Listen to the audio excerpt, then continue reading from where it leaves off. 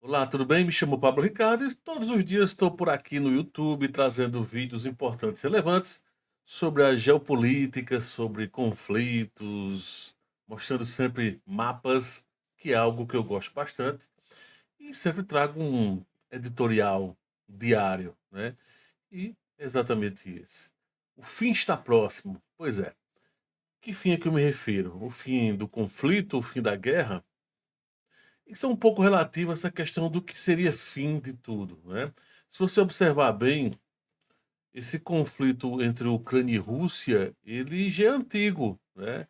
Existem rusgas diversas do passado, desde o Holodomor, por exemplo, lá após Segunda Guerra Mundial.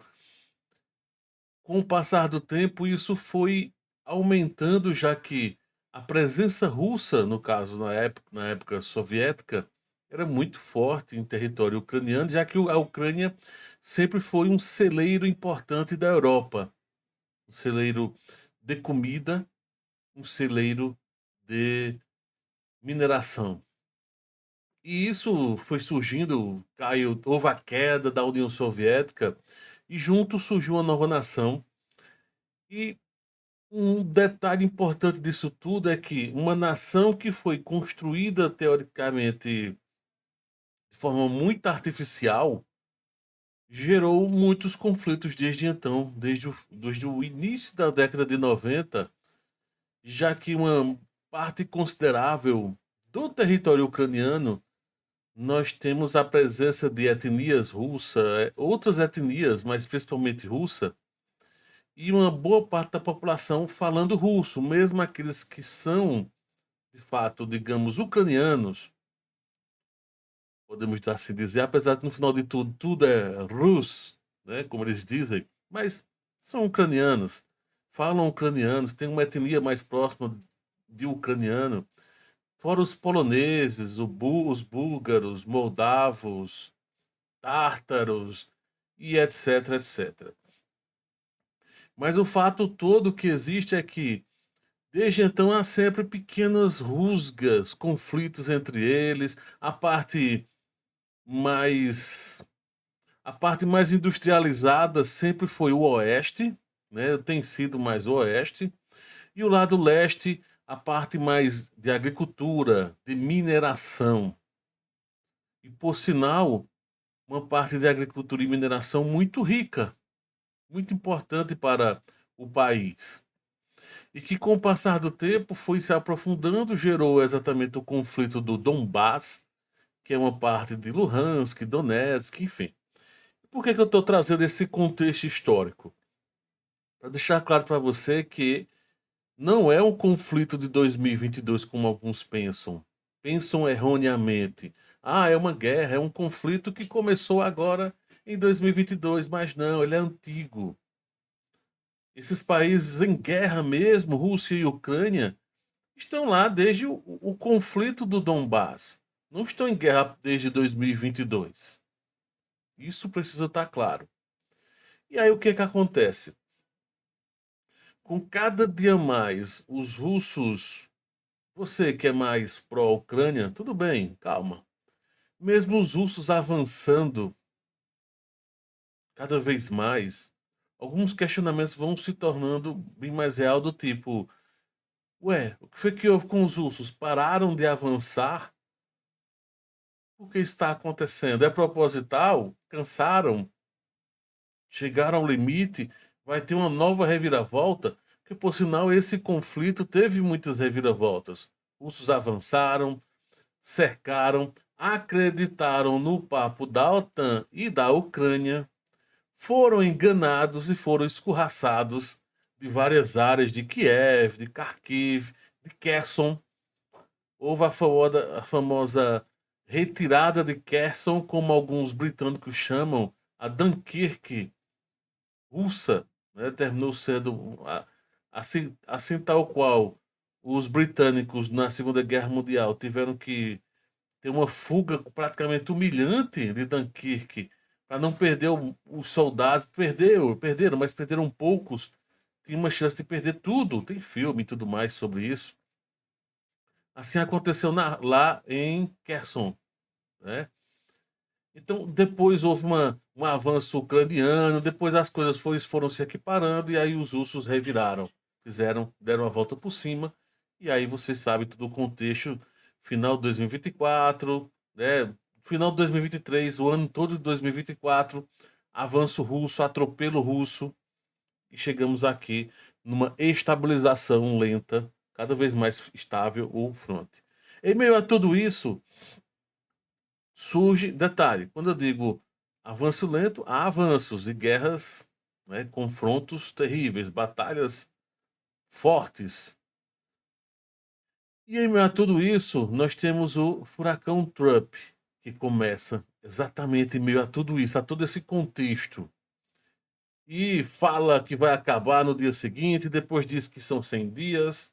Mas o fato é que 30 dias, 100 dias, um ano, é praticamente certo que esse conflito vai encerrar sim nas mãos de Trump, por intermédio dos Estados Unidos. É evidente que há um interesse muito forte russo de um avanço, é vantagem para a Rússia avançar, até pelo que a Rússia pode conquistar, digamos assim. Principalmente áreas mineráveis importantes e relevantes, sistemas logísticos importantes também na área. É vantagem para a Rússia, mesmo a duras penas, perdendo soldados, todo mundo perde, né? E em meio a isso, então surge um fato interessante, a tal da USAID, que veio exatamente com esse furacão Trump, causando um alvoroço e descobrindo-se que os ucranianos estavam recebendo uma grana e não uma grana útil. Quer dizer, útil para o bolso de alguns, útil para a corrupção, útil para enganarem, ludibriarem os americanos na cara dura, assim, com projetos fictícios, com projetos sem pé nem cabeça, estilo música de Luiz Gonzaga, um pra eu, um pra eu, um pra eu, um pra tu, um pra eu, um pra eu, um pra eu, um pra eu, um pra eu e um pra tu. Quase isso. Ou pior, não sei. Mas o fato é que com o congelamento do que estava sendo enviado pela USAID, além, evidentemente, agora até de possível não só não fechar exatamente, mas desmantelar toda uma infraestrutura que beneficiava a imprensa ucraniana. Então tinha gente recebendo para falar mal dos Estados Unidos. Os Estados Unidos estavam pagando para que outras pessoas falassem mal dele mesmo. Olha que maluco. Ou simplesmente para colocarem dinheiro no seu bolso.